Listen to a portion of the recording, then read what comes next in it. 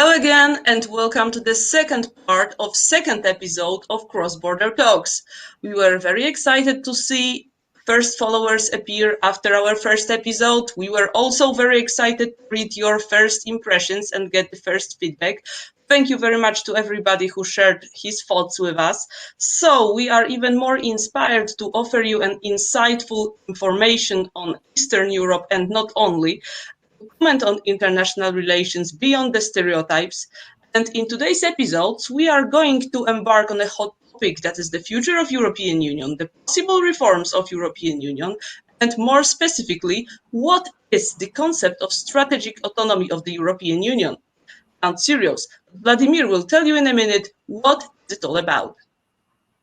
Yes, strategic autonomy of the EU is a concept which has been advancing for some time, and it became more important or more challenging as especially in the context of the Trump presidency of the United States, which represented certain division between traditional strong Euro-Atlantic allies from both sides of the ocean. But also it is, I guess, provoked also by a number of other reasons, because the EU has been, it's been said for many times that EU has strong economy, but politically it's not such a strong and independent geopolitical player. And in the case, for example, with the sanctions against Iran, in which the EU just couldn't do pretty much anything to circumvent them, and or a number of other issues, it is seen that the EU needs to somehow have its infrastructure or internal balances changed. And we have invited today a knowledgeable expert who can tell us and will discuss with us more about this concept of strategic autonomy of the EU. It is Sergiu Mișcoiu from Romania. Hello, how do you do?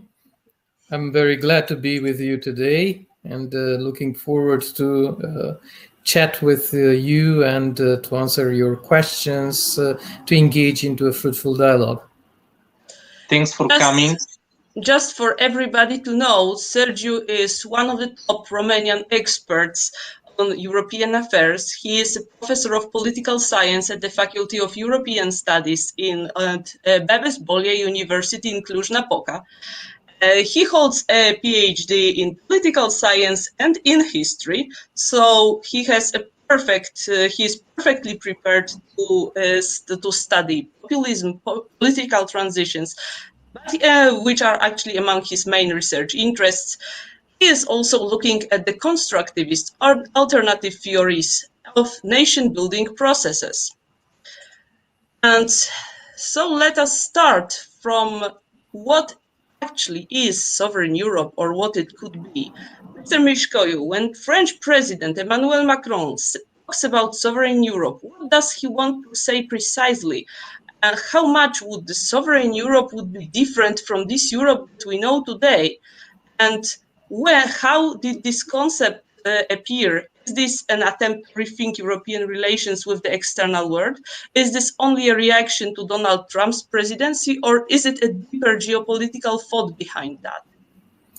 Well, if we have to start backwards a little bit historically, we can see, of course, that strategic autonomy is a concept that was created back in the late 2000s, and it was first sketched in European documents by 2012-2013.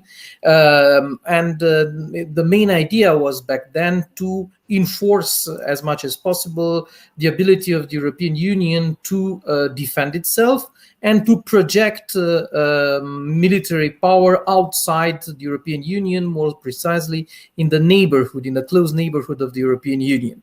Now, we have two concepts, this strategic autonomy on one hand, and then a concept that could be on one hand stronger, but in another perception weaker, which is European sovereignty. European sovereignty could mean that Europe is self-sufficient, it takes its own decisions, And of course, if we say European sovereignty, it means that Europe is the sovereign, and consequently, the nation states are, I wouldn't say the vassals of the European Union, but they are a part of common ground, a confederation that doesn't hold very much its name because it's something that the European leaders avoid to pronounce as a word. But this European sovereignty idea is closer to the idea of a European confederation, projecting power and also having a strong decision-making system that is, let's say, overwhelming in comparison with its components, meaning the nation states. So on one hand, it's stronger than strategic autonomy because it doesn't refer only to the military side or the resilience side after the pandemics, but to a wider set of tools.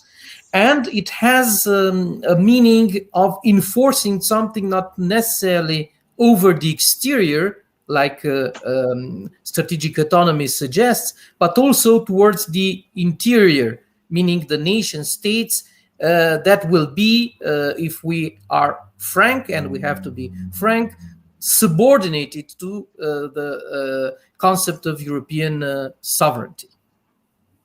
So it looks like there are at least two major currents right now in the EU. One is the traditional Atlanticist current, if I may say, and the other is this tendency which is for sovereignty or autonomy. And who are the countries on the one side and who are the countries on the other side? And also, how is this tendency developing right now, given that in Trump times it might have been important to develop it, but with Biden, the relations between USA and EU seem to be getting better? Yeah, as Margojata put it before, it's a French initiative. And we have to trace it again. It has something to do also with the traditional attitude of France within Europe, but also within NATO. France always wanted to differentiate itself and to be autonomous in its relations with the United States of America, under de Gaulle, under the following presidents also. And it never left this idea, which is to some extent legitimate, of having an important degree, a higher degree of autonomy within the security, international security framework. Throughout time, France tried to define in a stronger or a more a smoother way this concept in such a way that it doesn't really hurt the feelings of the Atlanticists very much. And as you pointed out, President Macron used the opportunity of the Trump mandate in the United States of America to push forward this idea of autonomization of Europe in regard to NATO and to the transatlantic traditional relations. What does it mean? It means that the European Union should have, in a progressive way, the capacity of building itself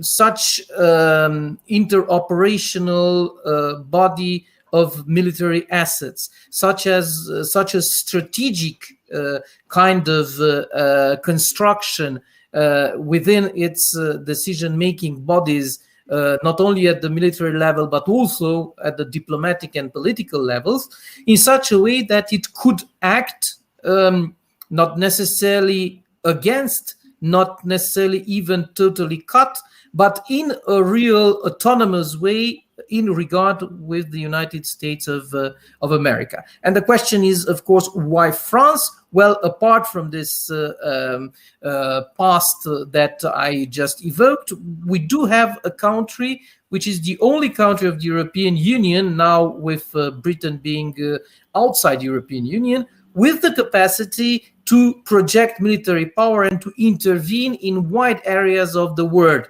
And if we take, for instance, Africa, of course, if it's the only European country able to intervene in an autonomous way, in a rapid way, in different theaters of operations in Africa, and other countries are really incapable to do so. And this could be replicated in other parts of the world to a lesser extent. So it's the only country having this pretension, this claim of leading, to some extent, a system of security that could be not necessarily, once again, in competition with the NATO arrangements, but let's say increasingly autonomous from the NATO arrangements.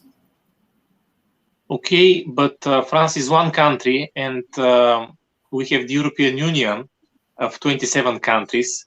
So how are the other countries positioning with regard to this proposal?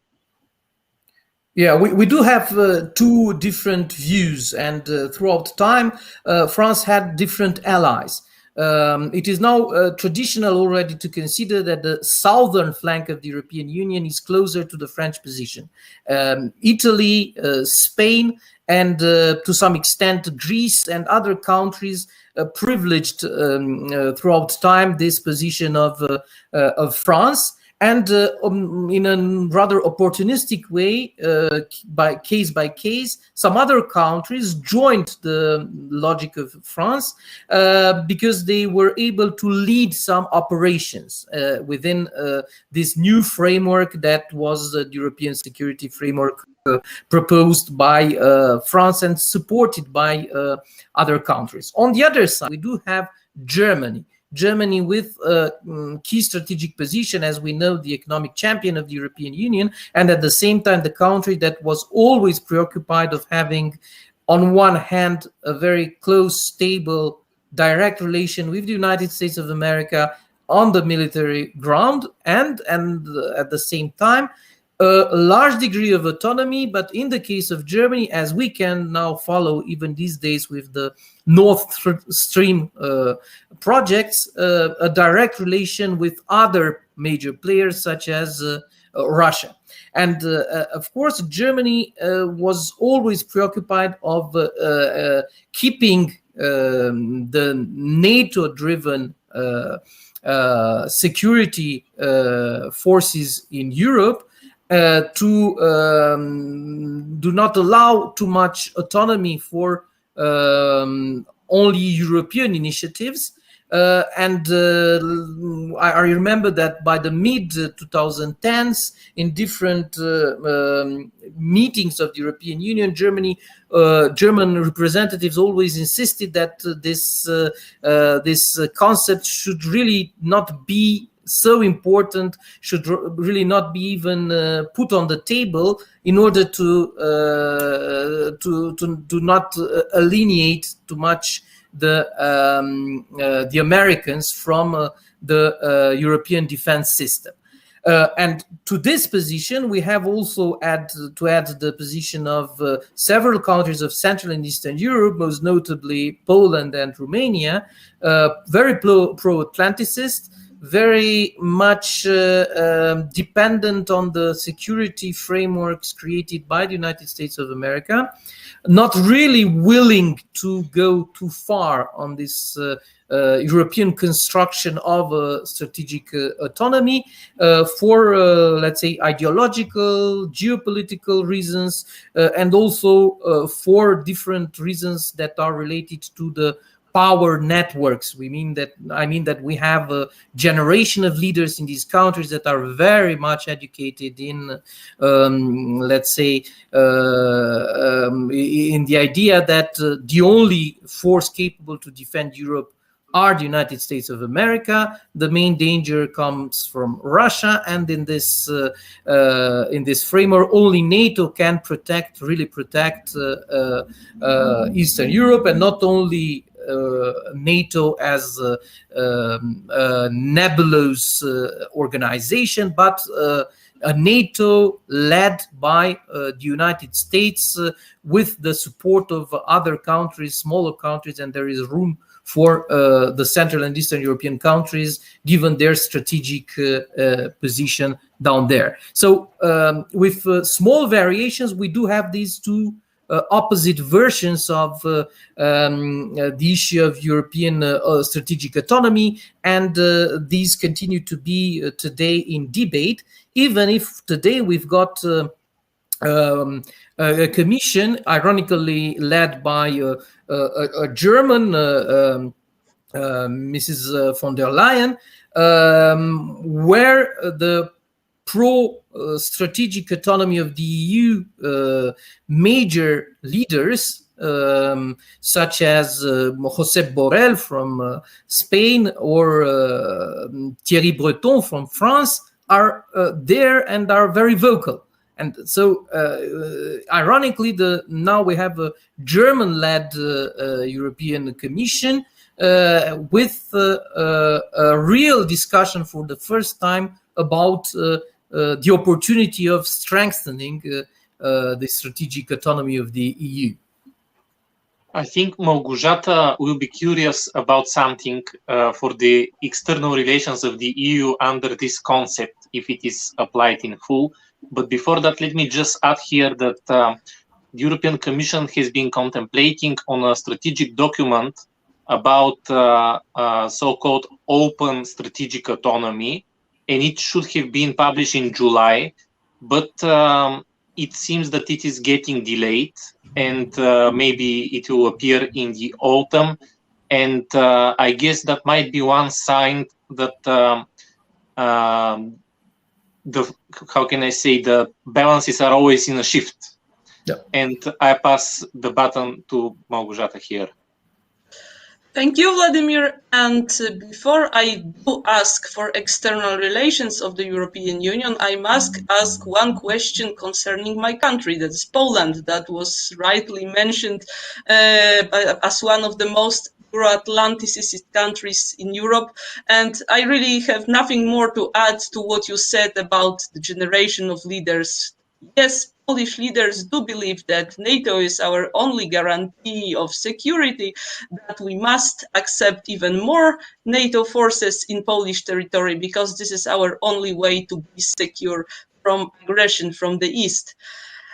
At the same time, the Polish government is worsening our relations with Brussels, and there are even concerns in Poland on the Polish opposition that we may be excluded from the European Union for continuous breaking the rules of the community. Is it possible that on one hand, Europe will go towards bigger sovereignty, and on the other hand, such countries as Poland excluded from the community? Well, it would be a catastrophic scenario, and I'm very sure that the delays Vladimir told us about in pushing forward some policy strategic documents that are vital for a wider concept of strategic autonomy. These delays are due to the fact that people in Brussels do realize that if the national feelings of the Poles, the Hungarians, but also of other Central and European leaders are hurt, then it will be increasingly difficult to promote the concept and to keep Europe all together to put it in a nutshell. So this distancing of the Polish, the Hungarian, but also the Slovenian now leaders, to some extent also the Austrian leaders from the hardcore of the European Union is due to the fact that, of course, there is a matter of ideology and the views about what human rights are, what are the principles of organization of a democratic state, are different and are increasingly different. They clashed only now, but there was an accumulation throughout time of these differences, and we have to admit it. And they coincide in a quite tricky way with this view according to which we need power politics to defend ourselves.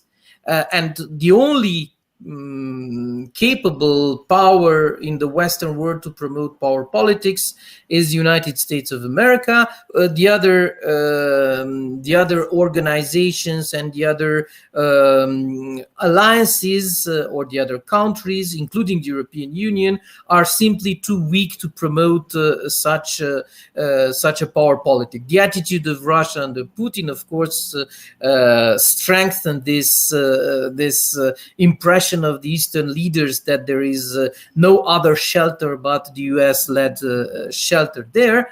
And more we advanced, more these signs of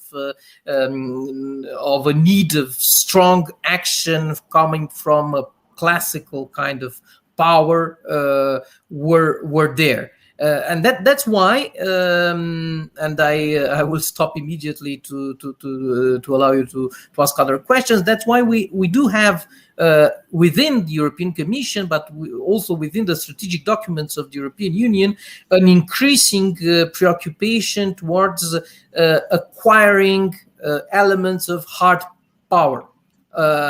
Really, the European Union was considered to be too soft, and now it needed to become stronger, to act in a stronger way. And if you allow me, I will quote the German president Frank-Walter Steinmeier, who said the European Union is a herbivorous form of geopolitical organization in a carnivorous world. This says everything about soft versus hard power in the view of the new leaders of the European Union. And so we can expect this debate to go onwards. Okay, and now let us stop for a moment on external relations of the European Union, supposedly after it actually strengthens its autonomy, and if this conception of making Europe more sovereign actually gets some form. Recently, Angela Merkel and Emmanuel Macron insisted on meeting with Vladimir Putin, and the Chancellor of Germany said that if there are problems with Russia, then in her opinion the best way to solve them is in talks. And Poland and Baltic states were categorically against any meeting, and so finally it did not take place. But I am wondering if the European Union's policy towards Russia will not change anyway, if the concept of strategic Europe is being put into place.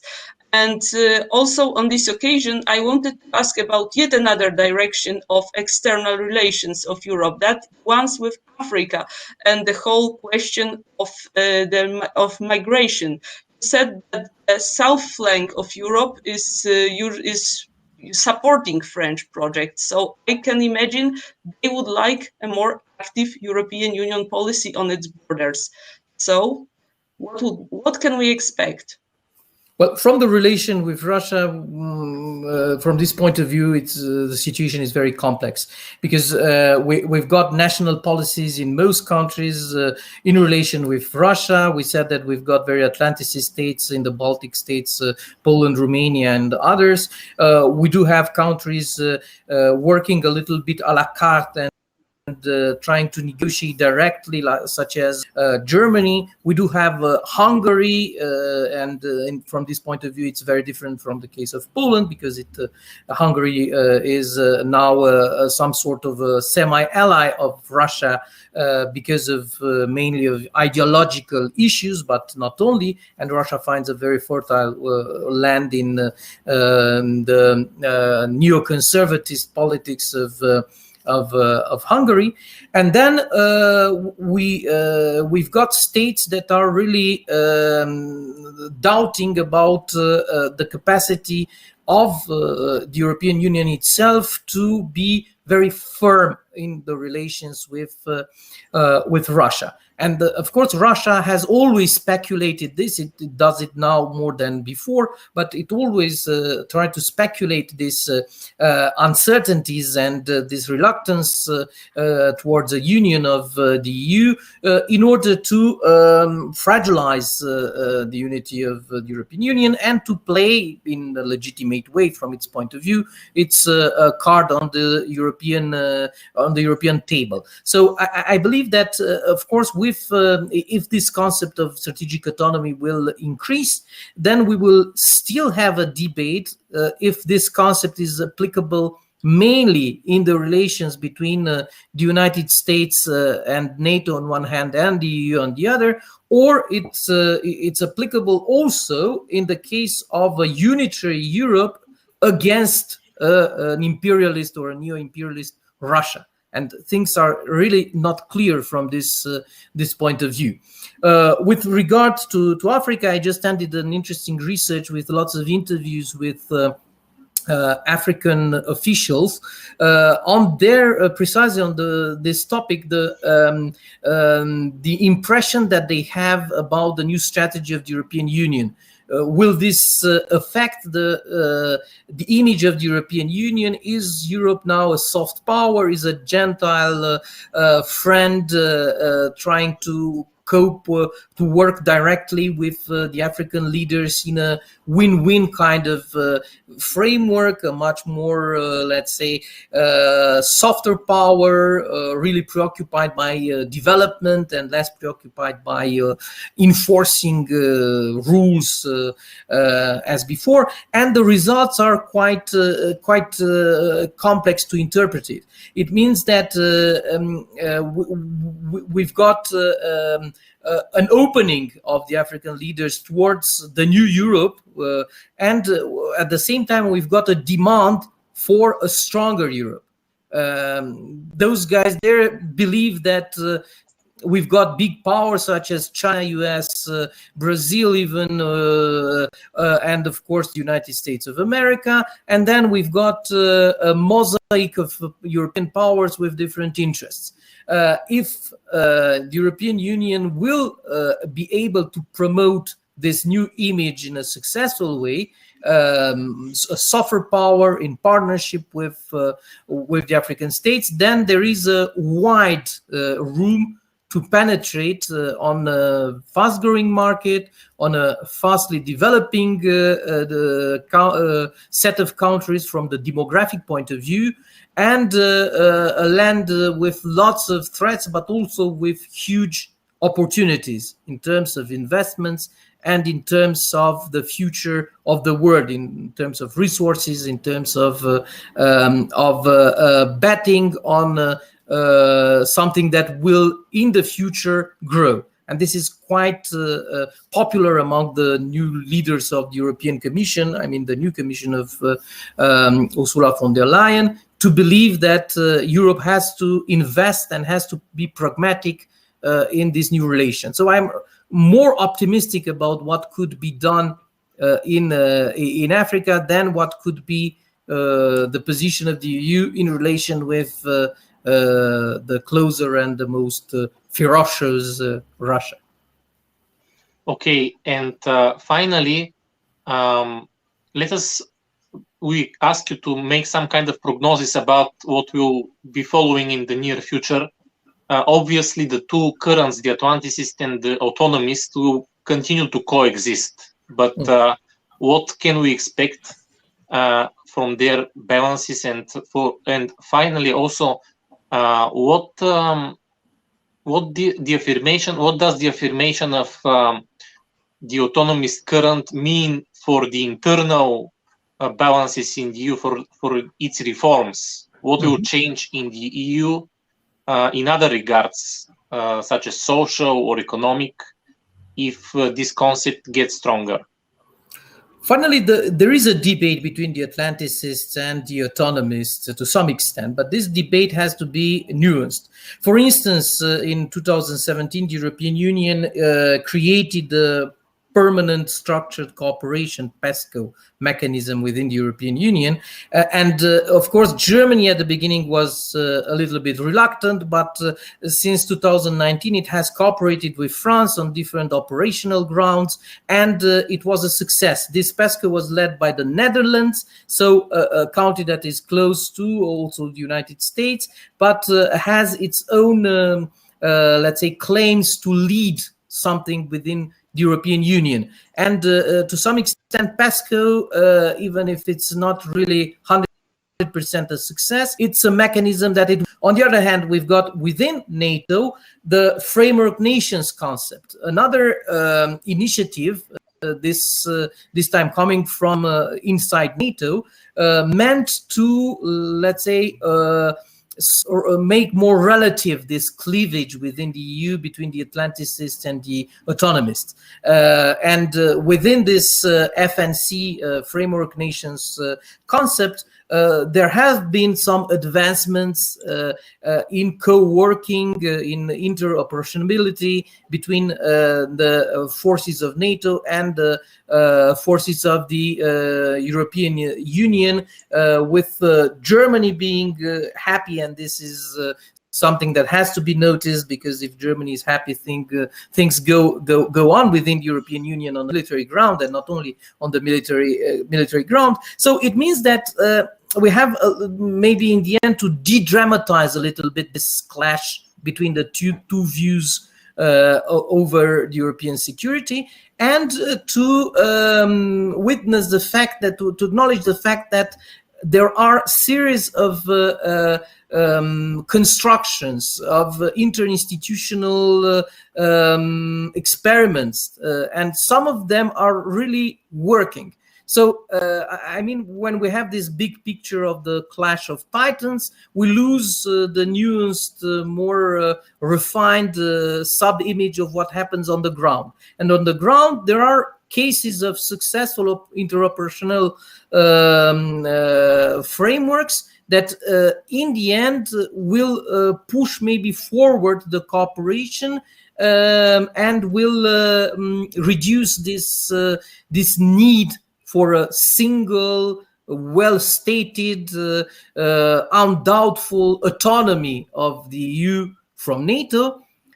I think because of the simple fact that lots of Europeans do believe that it is not really feasible, that in the end there should be a continuous cooperation and dialogue between NATO and the EU. Otherwise, the security of Europe will be endangered.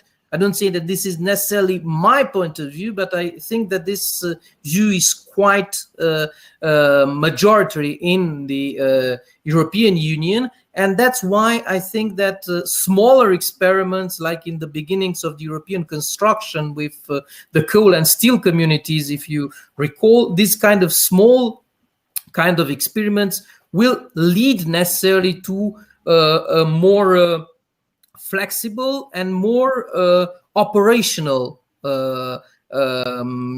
institutions and practices. And of course, in the end, I have to stress the only way to test all these is to see them at work. So if there will be an intervention, if there will be a need for working and applying these, let's say, trainings that these troops have, and this entire concept of security has in practice, and if it will work, things will advance much faster than they are now. So I'm not that pessimistic about the future of this cooperation between NATO structures and EU structures within the European security framework.